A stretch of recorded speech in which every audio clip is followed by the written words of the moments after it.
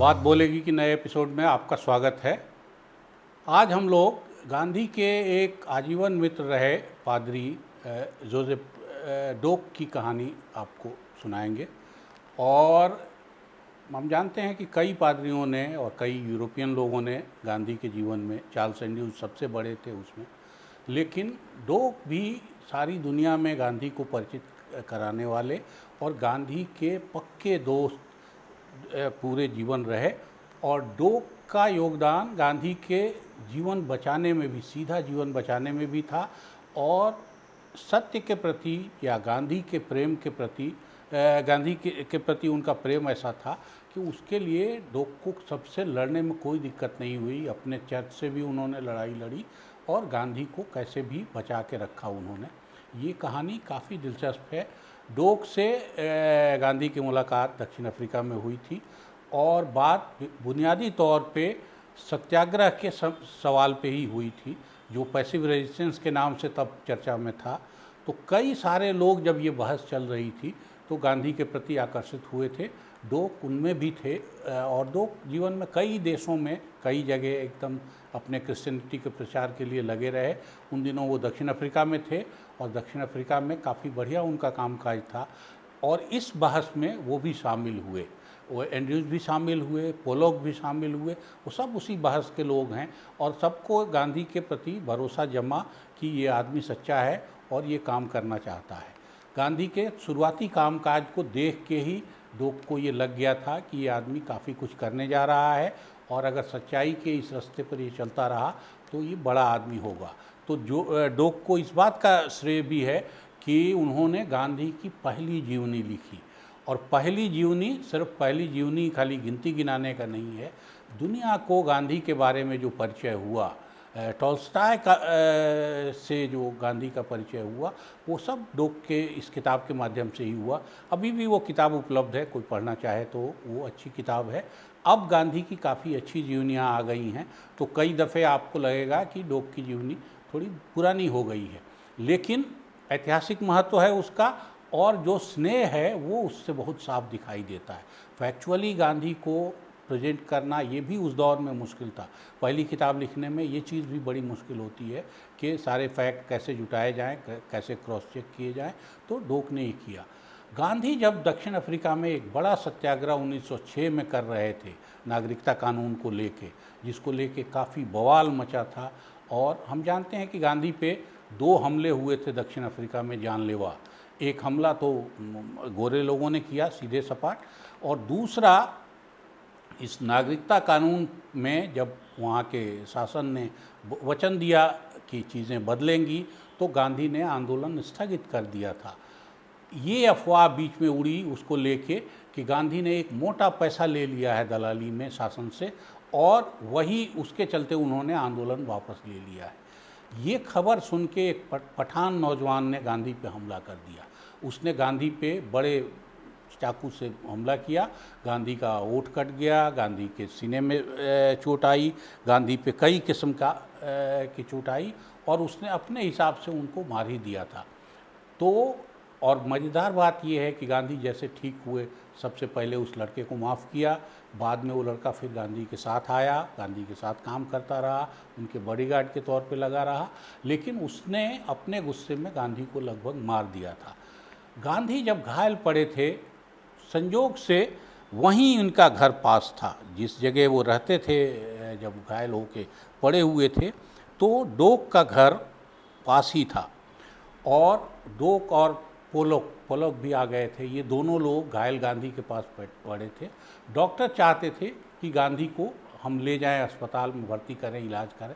जब गांधी को ये मालूम हुआ कि डोक का घर यहीं पास है, तो उन्होंने कहा नहीं, मैं अस्पताल नहीं जाऊंगा, मैं फादर के साथ जाऊंगा और उनके घर में रहूंगा। तो वो डोक के घर ही गए और वहीं उनका इलाज हुआ। सारा इलाज डोक ने और उनके बेटे ने बड़े प्रेम से किया, उनके परिवार ने, उनकी बेटी ने, उनकी पत्नी ने, सब लोगों ने किया, और ये स्नेह का रिश्ता फिर गांधी का बना रहा। गांधी की काफ़ी बाद की चिट्ठियाँ डोक के बेटे के लिए है। उनके मरने के बाद जो चिट्ठियाँ हैं वो बड़े डिटेल और इसकी हैं कि किस किस तरह से उस आदमी का बनाने में योगदान है और कितना स्नेह वो करते थे। और फिर गांधी बेटे के लिए, बेटी के लिए, क्योंकि पिता के मरने पे वो चिट्ठी लिखी गई है, बड़े स्नेह से सबको याद करते हैं। तो डोक का बेटा और डोक दोनों ने सबसे ज़्यादा मेहनत की उस बार, और गांधी ठीक हुए।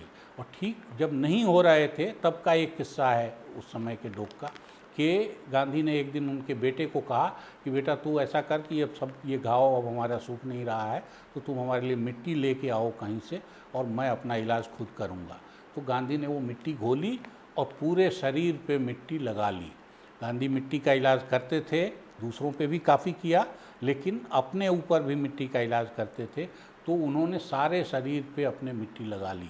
डॉक्टर जब आया तो वो देख के एकदम घबरा गया। उसने कहा कि अब मेरा कोई जिम्मा नहीं है, आपने इतना बड़ा जोखिम लिया है, घाव अभी आपका जिंदा है और ये मिट्टी लगने के बाद घाव क्या रंग रूप लेगा इसका कोई भरोसा नहीं है। गांधी ने कहा नहीं, ईश्वर में मुझे भरोसा है और इस इलाज में मिट्टी में भरोसा है, तो मेरा कुछ भी नहीं बिगड़ेगा, आप निश्चिंत रहिए।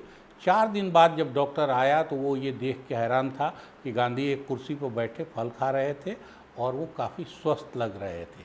उस मिट्टी के इलाज से ही गांधी का फ़ायदा हुआ। तो जब गांधी और डोक का प्रेम बढ़ा और आपस में आना जाना शुरू हुआ और गांधी के आंदोलनों के प्रति उनकी सिंपैथी दिखी, तो डोक को उनके चर्च ने चेतावनी दी कि तुम एक गैर क्रिश्चियन के साथ काम कर रहे हो और तुम्हारा काम धर्म प्रचार है, तो तुम धर्म का प्रचार करो, इस आदमी के प्रचार में मत लगो। जो जवाब उन्होंने चर्च को दिया वो दिलचस्प है और मैं उसको कोट करना चाहता हूँ। वो जवाब उन्होंने लिखा कि मैं कोई विद्रोह नहीं कर रहा हूँ और कोई विद्रोही की भी मदद नहीं कर रहा हूँ। गांधी एक विद्रोही नहीं है, गांधी समाज में अच्छाई के लिए लड़ाई लड़ रहे हैं। मैं सिर्फ ईश्वर के प्रति जवाबदेह हूँ, मैं किसी चर्च के प्रति जवाबदेह नहीं हूँ। मेरी धार्मिक स्वतंत्रता में दूसरा कोई दखल नहीं दे सकता। तो गांधी के सवाल पे उन्होंने अपने चर्च को भी ऐसा जवाब लिखा कि आप हमारे इसमें दखल मत दीजिए, ये ईश्वर का मामला है और मैं किसी बागी आदमी का या सरकार विरोधी आदमी की मदद नहीं कर रहा हूँ। मैं एक सच्चे आदमी का, ईश्वर के किसी अच्छे आदमी की मदद कर रहा हूँ। और इसी के बाद रिश्ते ऐसे बढ़ते गए कि साल भर बाद उन्होंने वो उनकी जीवनी लिखी।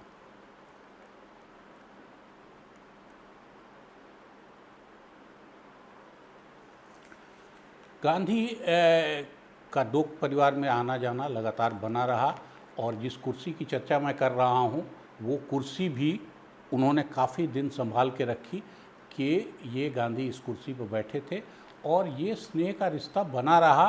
डोक जहाँ कहीं भी दुनिया में रहे धर्म प्रचार के लिए, गांधी से उनका पत्राचार चलता रहा। एंड्रयूज़ की तरह वो गांधी के साथ नहीं आए और गांधी के लिए जीवन भर काम नहीं किया या उन्हीं के प्रोजेक्ट को मुख्य नहीं माना, लेकिन डोक अपना काम करते रहे। लेकिन उनको कभी भी गांधी के काम में, जो एक नॉन क्रिश्चियन थे या दक्षिण अफ्रीका में शासन के खिलाफ सचमुच लड़ ही रहे थे, उनके काम से उनको कोई परहेज नहीं हुआ और ये स्नेह का रिश्ता गांधी का चलता रहा। तो डोक एक प्रेम करने वाले, गांधी को शुरुआती जीवन में मदद करने वाले, एक दफ़े जान बचाने वाले और उससे भी ज़्यादा पूरी दुनिया में, यूरोप की दुनिया में गांधी का पहला बड़ा परिचय कराने वाले ऐसे पादरी थे जिनसे गांधी का जीवन भर का रिश्ता रहा और जिनके जाने का, गांधी के समय ही वो मरे, गांधी को काफ़ी अफसोस रहा। गांधी ने उनके ऊपर जो कुछ चीज़ें लिखी हैं, जो चिट्ठियां लिखी हैं, वो भी अपनी जगह पढ़ने लायक है। किसी को पढ़नी हो, प्रकाशन विभाग ने बहुत अच्छी किताब छापी है श्रद्धांजलियों का और ऐसे ऑबिट्स का। वो किताब काफ़ी मददगार होगी और उसमें डोक के रिश्ते की बात समझ में आएगी। लेकिन हमारे लिए डोक महत्वपूर्ण है कि जिस दक्षिण अफ्रीका में गांधी बन के आए, महात्मा बन के निकल के आए मोहनदास से, उस दक्षिण अफ्रीका के गांधी को सबसे पहले जिन लोगों ने पहचाना उसमें डोक थे और डोक ने सिर्फ पहचाना नहीं, उनकी पहचान सारी दुनिया में कराई। तो आज की कहानी इतनी ही। अगली बार हम फिर एक नए एपिसोड में एक नई कहानी लेके हाजिर होंगे। सब्सक्राइब कर लीजिए हमारा YouTube चैनल द फ्रंट और बेल आइकन दबाकर नोटिफिकेशन जरूर लीजिए।